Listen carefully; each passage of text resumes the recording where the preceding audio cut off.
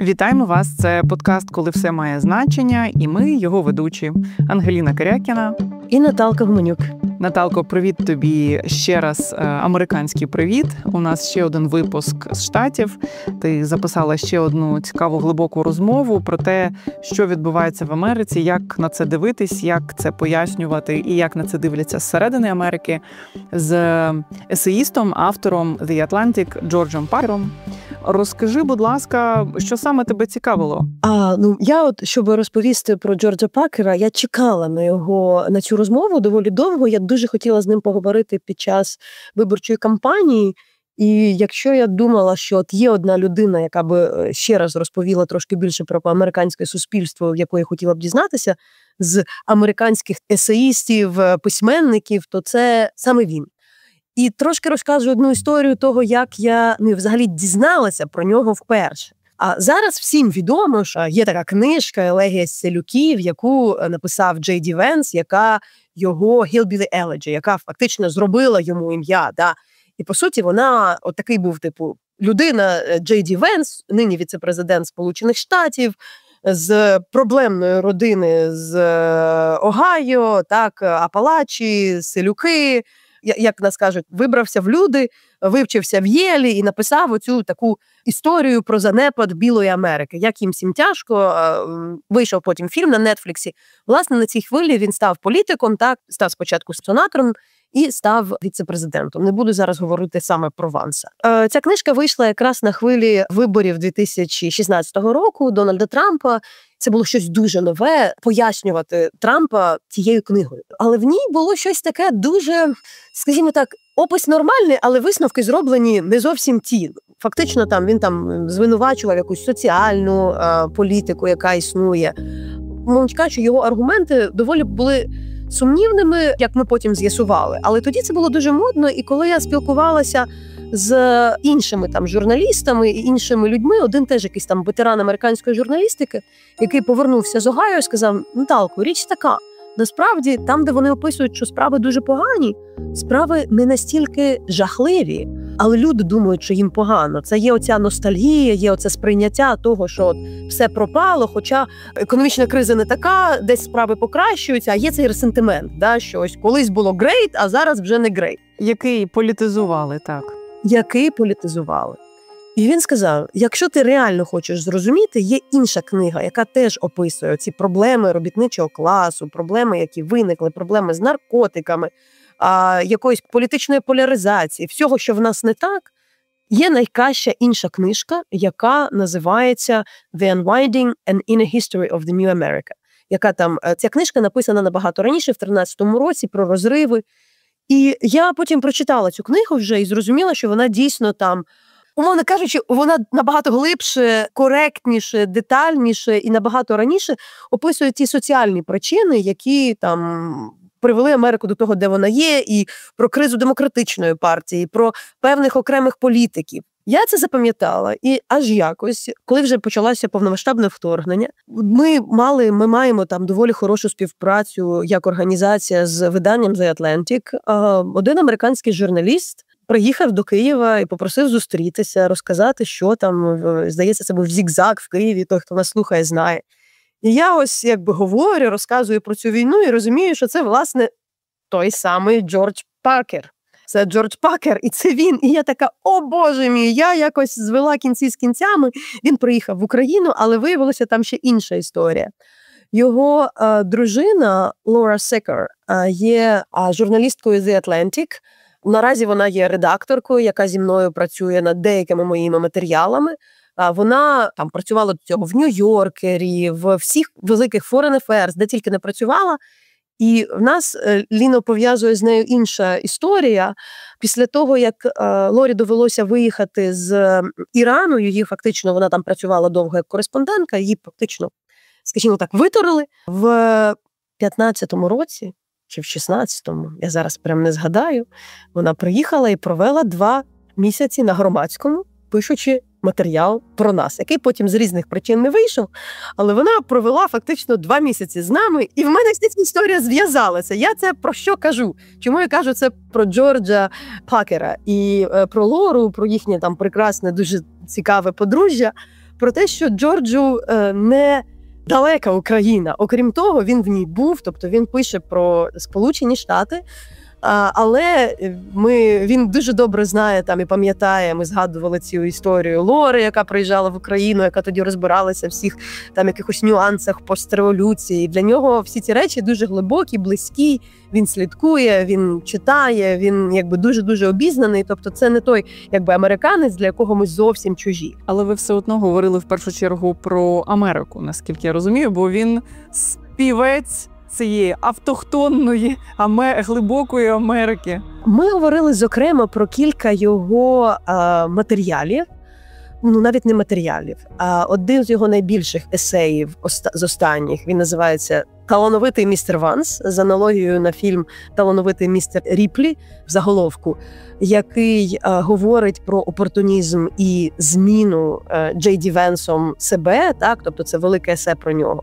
Джордж писав есе про Ілона Маска. І, скажімо, в своїй першій книзі він, наприклад, тоді ще інтерв'ював там Пітера Тілля, наприклад, людину, яка ось зараз кажуть, використовується термін технофашизм, яка там от є цим головним лібертаріанцем Силіконової долини, яка, власне, частково і є ключовою для J.D Ванса, і тоді він ще там для своєї попередньої книги, там 10-12 років назад, коли ніхто про це не думав, та інтерв'ював цих людей. Тому ми говорили про Маска, ми говорили про Силіконову долину, і загалом його останнє есе «No one can offer any hope», ніхто не гарантує жодної надії, власне, розказує про цей баланс, що поєднує MAGA, які всі про минуле, і оцих ультралібертаріанців з Кремнієвої долини, що в них є спільного, зокрема, певний такий рівень нігілізму. Тобто ми говорили про, дійсно, і Венса, і, звісно, але не можна було не говорити про J.D Венса, не говорячи про події в овальному офісі, зустріч з президентом Зеленським, про зустрічі потім в Римі, про них. І є ще одне питання, яке я, звісно, поставила. Загалом нам треба було це поставити. Можливо, наші читачі пам'ятають і мають знати, що Signalgate, і те, як головного редактора The Atlantic Джефрі Голдберга додали в чат, міністр оборони Сполучених Штатів Гексет додав в чат, де в сигналі, де з'ясувалося, що взагалі, абсолютно не дотримуючись жодних безпекових практик, обговорювали оборонні питання, що викликало величезний скандал, і я не мала цього разу змоги поговорити з Джефрі, тому що його там не було в місті, ми не змогли зустрітися цього разу. Я дуже сподіваюся, що якось запишемо цей подкаст, але, власне, я так само, це історія для редакції, яка дає відсіч, і що цікаво, як вони пояснюють, саме через те, що ця редакція дає відсіч, попри все, її поважають. І, як сказав Дональд Трамп Джефрі під час інтерв'ю, «You win this», ти це виграв. Ти виграв цей раунд. Дуже неочікувано, принаймні для мене, прозвучала ця фраза. Трамп не визнає зазвичай такі речі, але вона таки прозвучала. Тобто ви говорили про стовпи ідеологічні, в тому числі MAGA, про стовпи, скажімо так, фундамент ідеологічної адміністрації Трампа і взагалі всього руху MAGA з людиною, яка вивчає американську народну базу, от так от якось. Так, і тому тут послухайте висновки, ми мали там окремо невелику кількість часу. Ця розмова відбувалася в Нью-Йорку, але, власне, от я б дійсно кажу, що якщо я би дійсно хочу зрозуміти оцей якийсь головний лейтмотив автохтонної Америки, то я краще спитаю у Джорджа. І тому зараз наш подкаст з Джорджем Пакером.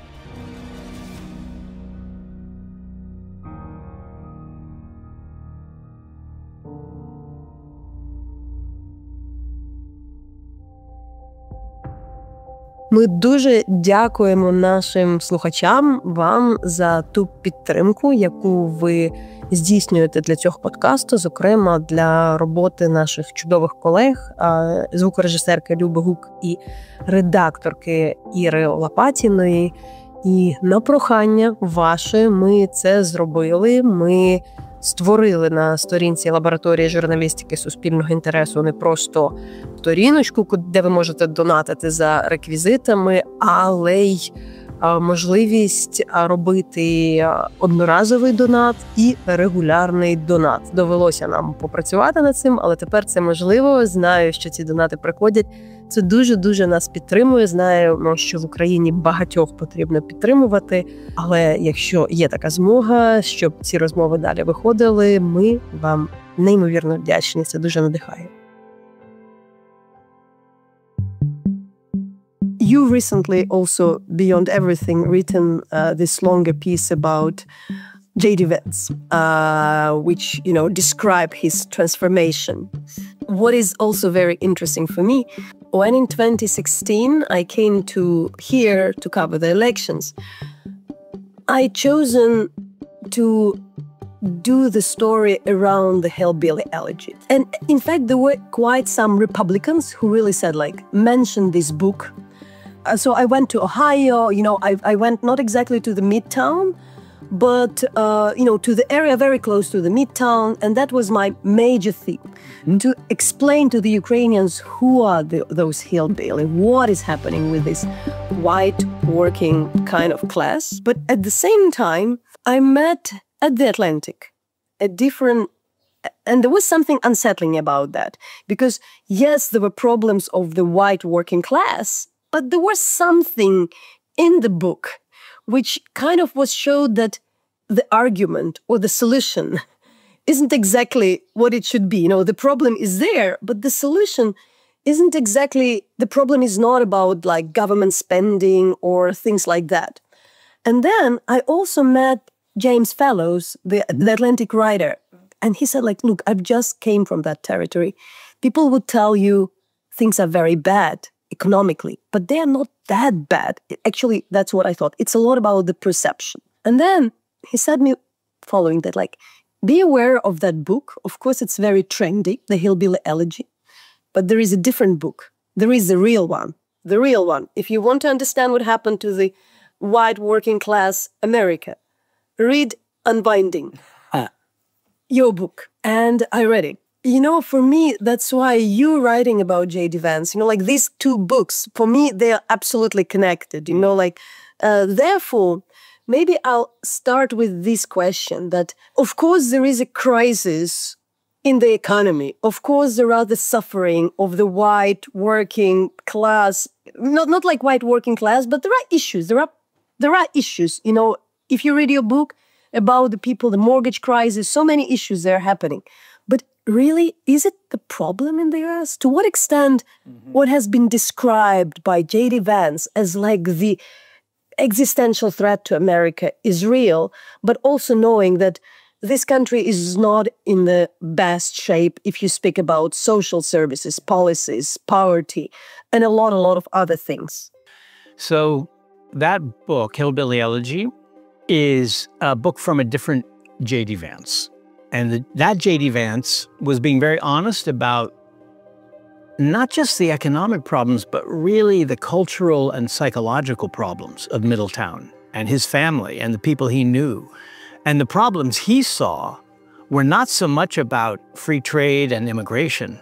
The problems were about self-pity and defeatism and refusal to take responsibility for your life, families breaking up, men refusing to work and support their families, kids he went to school with who didn't want to start at a shitty job and work their way up, even welfare, dependency, all the things that white people used to accuse Black Americans of, laziness, etc. He was sort of saying this is a problem for white people where I grew up. He got out. He went to Yale Law School after the Marine Corps, and he was, the sky was the limit. And so the tone was a little bit, I made it. I know it's hard. I had some advantages. I had a grandmother. I had some mentors. You can make it too, unless you think you can't. So it was kind of encouragement. And now it's all about trade and immigration and government and society and anything but the people he grew up with. So he has flipped and become a grievance politician, a culture warrior. So what you're asking, I think, Natalia, is how bad is it really? And why do we feel it's so bad? And for certain classes of Americans, it's been a sort of slow decline, not into horrible poverty, but into a kind of life that they didn't ever think they would be living, and that is sort of beneath them. Like, we were the middle class of this country. We made the steel that built the Empire State Building and that built the tanks and airplanes that defeated fascism. So how can we be in this crappy town where the schools suck and the only job your kid can get is at this corner store? So there's a sense of falling. Now, how far have they fallen? It's not absolute poverty, but I don't think it needs to be absolute poverty for people to feel relatively like things have gotten bad. And then institutions start to abandon them or to fall apart. That's what the unwinding is about, whether it's unions or churches or government or the media or corporations. All these big institutions leave those communities or point fingers at them or make matters worse. So there's a sense, I think, of being left alone, of being left behind, and of the system being against you. And then you begin to have this conspiratorial thinking that it's the elites, it's the rich, and it's the immigrants who are in a kind of conspiracy against us, the real Americans. Now, where did this idea come from? The first politician who I've heard articulate it nationally was Sarah Palin in 2008. She used the phrase real Americans. And that, she was, I say, like, this is a phrase of mine, John the Baptist for Trump. She's now a complete laughingstock, but she was very important in that way. She began white grievance politics, white identity politics, and Trump took it to a much higher level. And J.D. Vance, having abandoned it or said no to it, realized that's my only way up. And he embraced it. And that has now become, it's not even just white, it's a multiracial grievance politics. And the two targets, they need an enemy. They need an enemy. And the two targets are me, elites, coastal elites, big city elites, and foreigners. And they always will need those enemies in order to keep the grievances alive. Your article is named Talented Mr. Vance. You know, it's kind of a metaphor, yes, for the talented Mr. Ripley. I would assume you'll explain. I guess that's what my editor had in mind, yes. Okay, I understand it's always the editors who come up with the titles. But a lot of people today speak about J.D. Vance as about opportunist, you know, how he flip-flopped. But at the same time, when you compare him to Trump, people say he's the ideological one. You know, Trump is like a totally, wherever you saw, like, he's a subterranean hunter-feeder. He is below the level of ideas and morality. You cannot blame a shark for attacking a swimmer in the ocean. You just try to keep the shark away. That's how I see Trump. And the American people failed to keep the shark away. J.D. Vance thinks, speaks, writes in ideas, in abstractions. He has a political philosophy. Now, whether it's authentic, I don't know, but he does read and think. And that does make him, yeah, he's more of an ideologue than I think anyone else around Trump. But is this like the real ideology, or it's like what it is? Because it's like bits of bits, it's a populism, and it's flip-flopping all the time. Yeah. At this point, because he's vice president, because he's this very powerful person, he has to make lots of compromises. He can't really say what he thinks. But a few years ago, when he was running for Senate in Ohio, he was extremely clear and vituperative, full of hostility about the enemies. Who are the enemies? Immigrants, childless women. Do you remember childless cat ladies? The media, professors, universities, all the enemies of the populace in every country, Hungary, etc. There's a class of people who always seem to be, the progressive, intellectual, cosmopolitan class, who are the target of the authoritarian populace. And they were J.D. Vance's target, and corporations. He went after social media corporations, big tech, saying that they were poisoning the minds of our children, et cetera, et cetera. Now, he's a part of a coalition that has two heads, populists and technofuturists, let's say. Steve Bannon, Elon Musk. He wants to keep them together because he's a politician. So he pretends that they are not at odds. They are at odds. There is no way populism and Silicon Valley can have a marriage. Why? Because technological progress comes at the expense of people without education, people who will never have a job working at a laptop, and whose jobs are going to be taken away, who have been taken away and will be taken away by AI, for example. So, of course, that's more than just the working class. That's the professional class, too. So he has to smooth all that over because he's now a leader of MAGA, and MAGA has these two heads right now. But we've just seen Musk having a huge showdown with not just Bannon, but with Trump. It's not quite over populism, but it's connected to it. So no, those two can't go together. And so Vance has to be dishonest. He's also dishonest about donors. 4 or 5 years ago, he said the problem with the Republican Party are the donors, the big, rich donors who want our jobs to go to China because they make money off that. He was really clear about it. I just heard him like 2 days ago at a interview program or a talk he had saying, the donors actually are aligned with us. They understand what we're doing. At this point, I don't really believe much of what he says when it comes to the complexities of MAGA. What I do believe is that he has the same enemies that he had when he converted to MAGA. And one of them is Ukraine. And I hope we'll talk about why is Ukraine his enemy? Why? That would be my question, because I would guess, for instance, these kind of ideas about no wars comes from this background.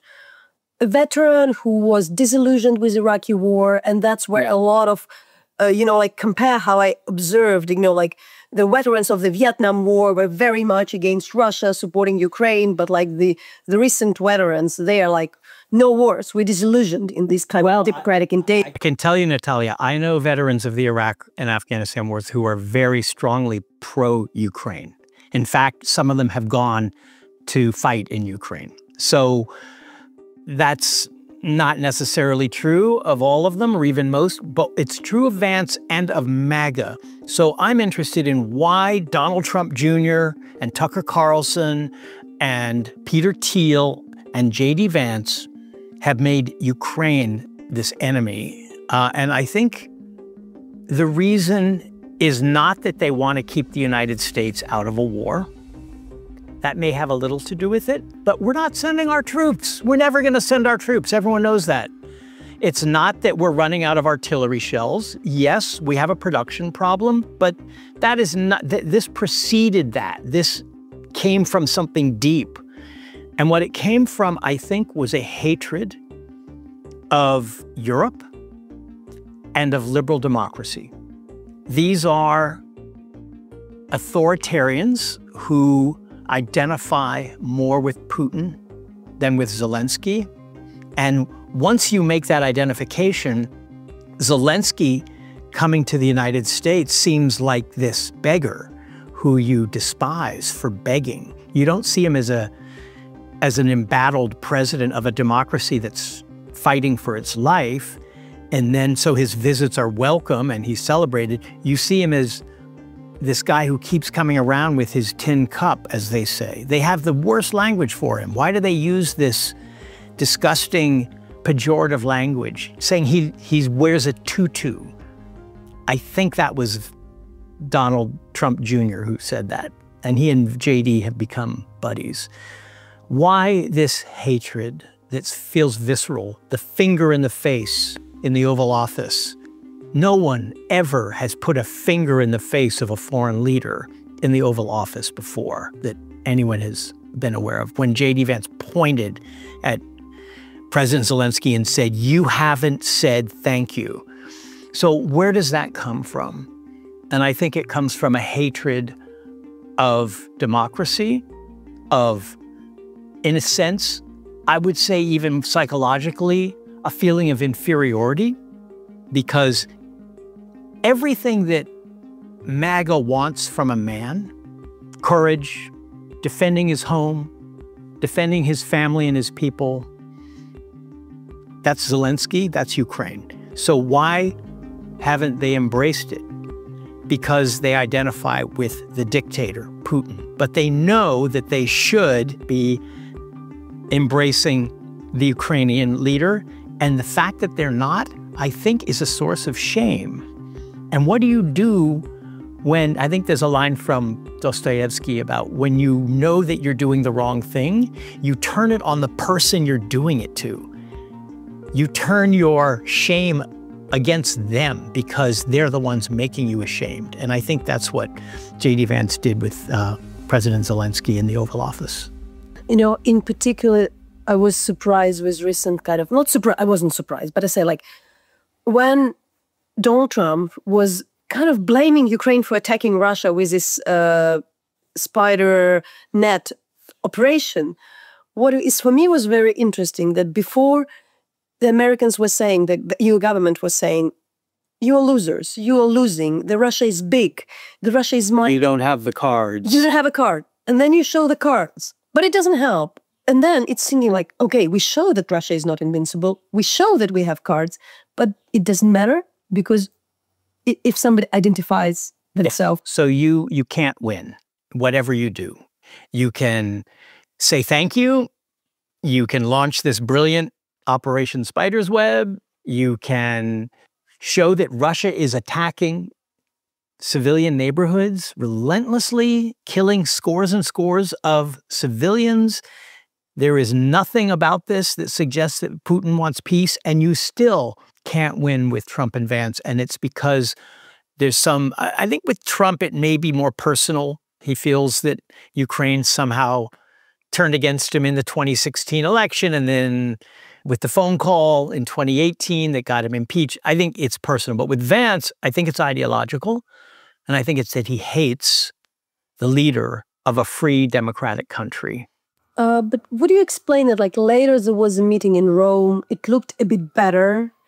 Where it's coming? They are trying kind of to play more normal.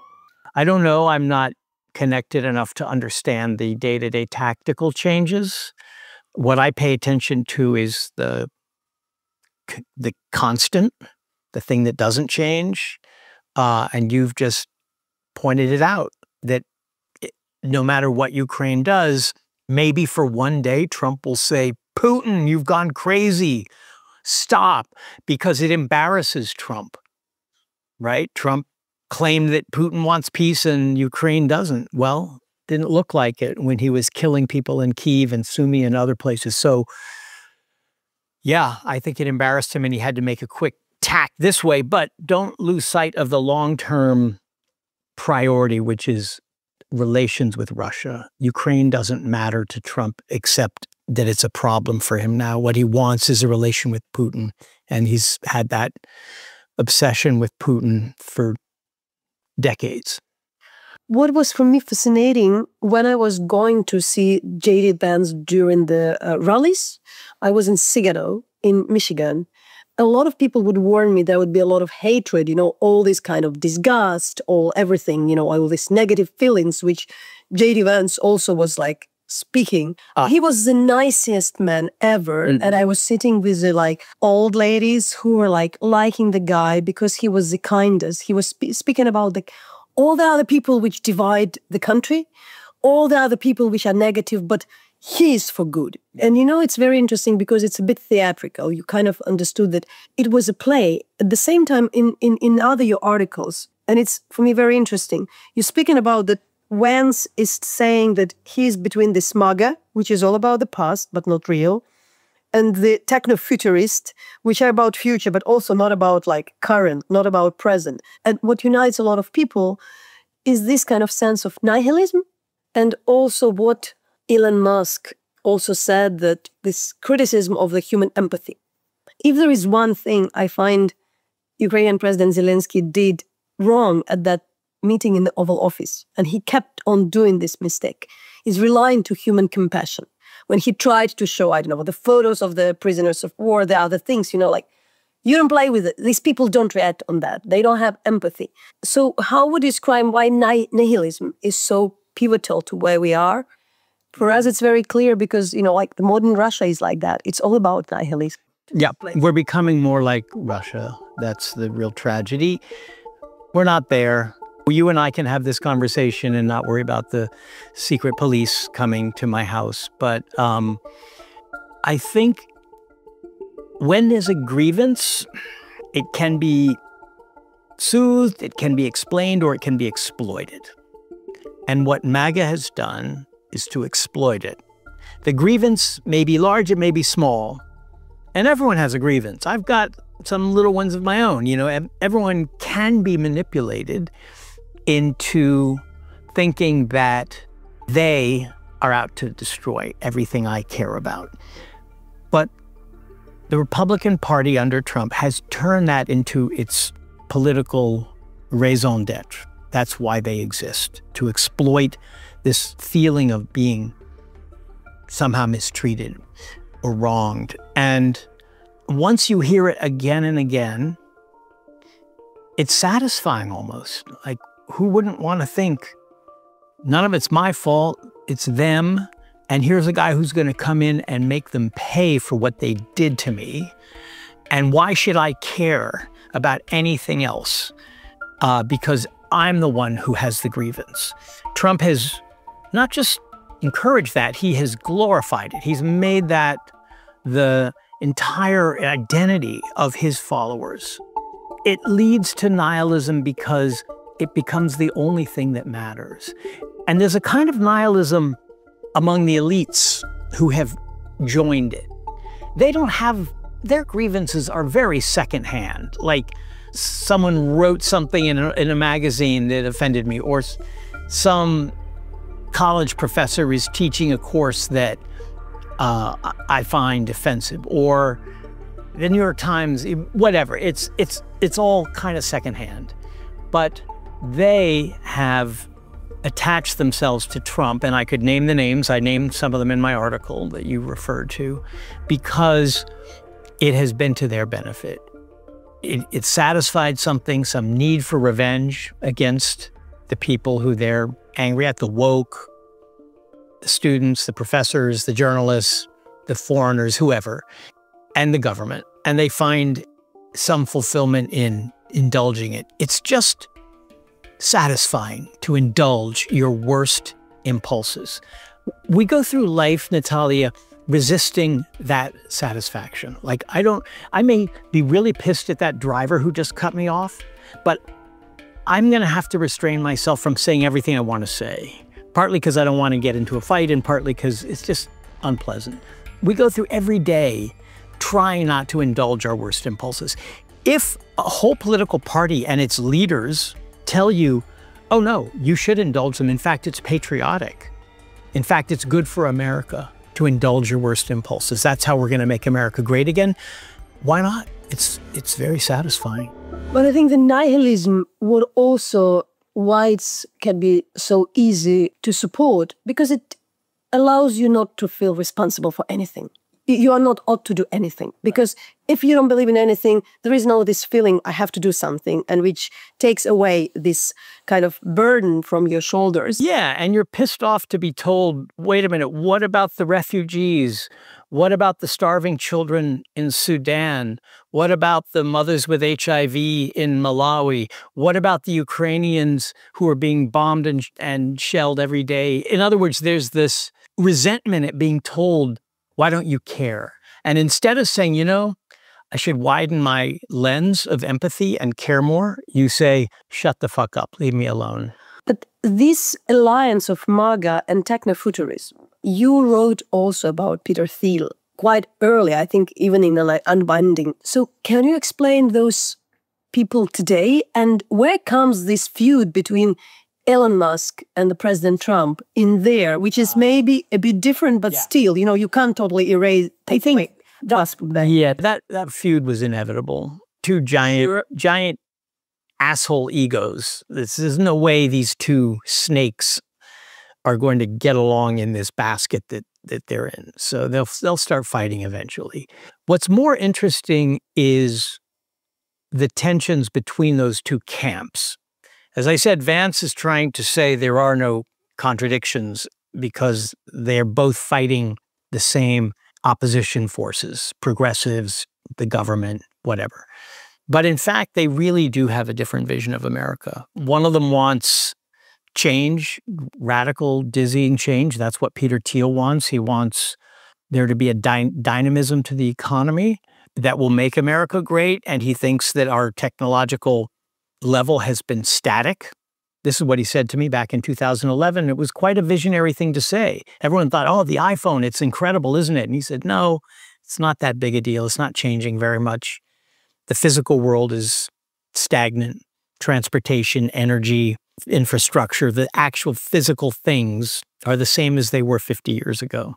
It takes just as long to fly to Europe. That's the kind of thing he was interested in. He had a point. And it was also true that stagnation led to resentment, to decline in the working class, and to intense competition in the professional class for jobs that were beginning to be harder to get. So he saw all that. But his answer was, at the beginning, kind of just deregulation, get government out of it. But now it's more of an ideological hatred of, I would say, of democracy, of the mass rule, and of the weaknesses that are keeping us down. And that's where Musk's line about empathy comes in. Musk said the greatest problem or the greatest weakness of Western civilization is empathy. So this is what they're fighting for, the end of empathy. And what did he mean by that? He meant caring so much about victims and the vulnerable that you allow Western civilization to decay. We have to be tougher than that. Now, what does that sound like? To me, it sounds like fascism. It sounds like fascism. It's a word that I'm pretty careful about. I don't throw it around a lot because it was a specific historical phenomenon. This is not fascism that we're seeing in America today, but there are fascist impulses and ideas, and the idea that Western civilization will be destroyed by its own empathy, that's straight out of Nazi ideology. But still, we're speaking in the moment when, you know, like somehow Musk and Trump probably would reconcile in the end. But this type of things, what it makes to this techno-futurist camp, you know, because like 3 months ago, it felt like, I don't know, like these people would be, you know, running the economy or something. Would it have in this kind of feud like a big implication on this fight between those camps, or they would be like that for the next 4 years? The techno-futurists will be fine. They have the money. Oh, yeah. They have power. They fund the campaigns. One thing Musk has done is to cut back on, and Trump has done, is to cut back on government policy like antitrust, which the populists liked and which the futurists did not. They're going to be fine. The people of Middletown, Ohio, Vance's people, they may like what they're hearing. They may feel like their tribe won. They're the ones on top. Their team is winning. Is Trump going to make their lives better? Is Vance? Is Musk? Is Peter Thiel? Mark Andreessen? They don't care. MAGA has nothing to do with the people it claims to be fighting for.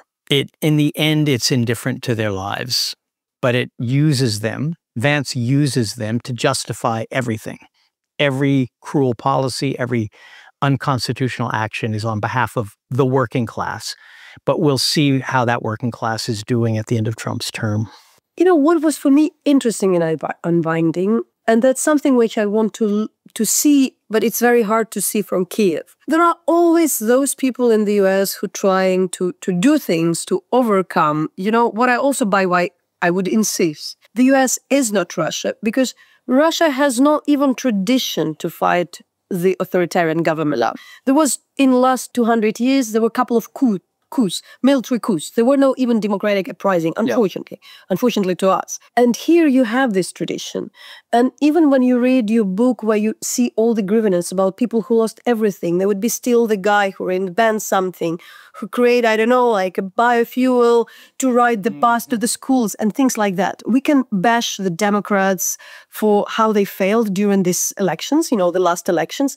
But now, do you see, as somebody who tried to look at America, you know, more in depth into this human level, not in the level of the DC politics, where do you see the hope? What do you see here? Is something helping within the Democrats on kind of more real way rather than finding an excuse as why they failed or things like that? So right now I'm not writing a book like The Unwinding, so I don't know. I'm not finding those stories. The question is, would I find them if I tried? You do a pretty good job of reporting on this country too. You might look for them. I don't know. I'm not sure. I think the last 10 years have been pretty terrible. Not economically. Things have actually gotten a bit better for the middle class and working class in the last 10 years. But for the psyche of the country, for the spirit of the country, we have become numb to these attacks on our democracy and on our people. We are so divided that we don't even see each other as fellow human, let alone fellow American. So I don't know if that spirit of self-renewal and invention and optimism that's part of the American story from the beginning, is it still strong enough? I hope so, but I worry that we really have lost something important. You're so right. There's a lot here that's still good. There's a lot here that doesn't look like Russia at all, and so we shouldn't make these glib comparisons. But I see a trend in that direction that is not so much coming from a dictatorial government, but from indifference and lack of empathy and what you call nihilism, which means nothing really matters. Nothing means anything. It's all a game. It's all a show. It's all, what can I get out of it in the short term?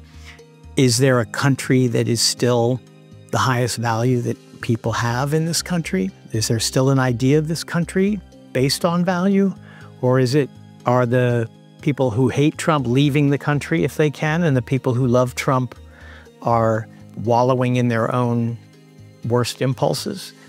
That's what I see, but I see it through the media, and the media can be a very distorting lens, so I don't have the answer to your question, but I really am worried that we're losing some wonderful, vital thing in the American spirit that without which we're just another great power like Russia, China, with maybe a little bit of a better society.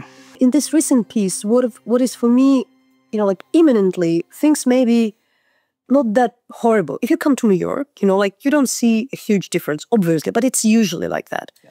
Yet what is happening is this issue with the immigrants and the people who can be deported, or like you mentioned, this Afghani who worked with the US in the course of their lives. Because in Afghanistan, it's not like in Ukraine, you work with Ukraine during the war against Russia. If you in Afghanistan support the US government, you can be dead. And they are now kind of could be deported, not granted a visa.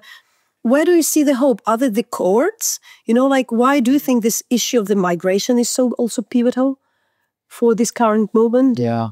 I mean, of course, I would like to think the courts are still following the rule of law and there have been some decisions that have been encouraging. Does the Trump administration care? Have they decided, let them make their ruling and then enforce it? Fold your arms. Come on. Let's see you make me do it. That's what J.D. Vance said. But I think in the end, everything comes back to public opinion, to the feeling of the people. The media can do its part, and Signalgate and investigations, and the New York Times has been doing really good work. The courts can uphold the rule of law. Critics can write their essays, their opinion pieces.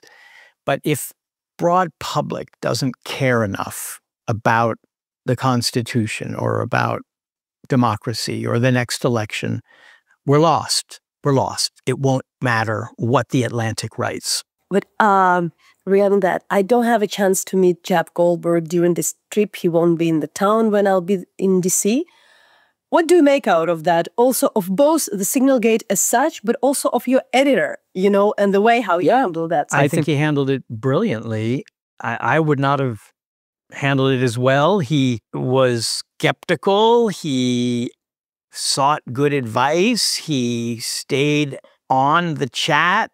He had certain standards in his head of at what point will I have to get off this chat? At what point will this be really violating some kind of need for government secrecy? But on the other hand, I need to know what they're saying now.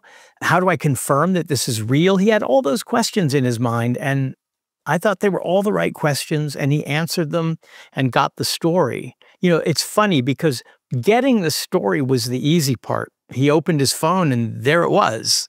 But knowing what to do with it was the hard part. And it could easily have been either he just thought it was a hoax and erased it, or started publishing it immediately, or published details that he shouldn't have published and would set himself in the Atlantic up for lots of criticism for betraying secrets. Of course, we were attacked anyway. He was called all kinds of names by Trump before Trump invited him to the Oval Office. Now, what does that tell you? It tells me that Trump knew that Jeff kind of had him, that this story was real and was a big win for the Atlantic, and Trump likes winners. So he said that was more successful than your other story about me calling fallen soldiers losers. That was, you know, Trump says that was a hoax. Of course, it was not a hoax. It's been confirmed, but he didn't like that story. This story didn't hurt him because he wasn't on the chat. He didn't look like a fool, and Jeff got it. And so he kind of wanted to know, who is this guy who just got this good story? And it tells you that with Trump, there's a kind of a game being played all the time. Who's winning? Who's losing? Not a principle, but a game. And Jeff won that game. Which also says that, like, if you push back, there is a chance to deal with these people. If you definitely don't push back, clearly they would step on you, most probably. That would be my... Yes. Harvard pushed back, and Harvard is getting crushed right now. And it's not over for the Atlantic or for the New York Times. I mean, we will see whether Trump continues to find the Atlantic kind of an interesting conversation partner, or whether he decides too much trouble for me. And the Times as well, which has had a lot of stories. So, of course, we're all taught if there's a bully on the playground, you have to push back, or else the bully will torture you. And I agree with that. But the bully might keep torturing because Trump is a bully. And he needs to win every time because his psyche is so fragile that if he loses, he disintegrates, like in 2020 after the election. So there's more to come. And fighting back is necessary, but it may not be enough.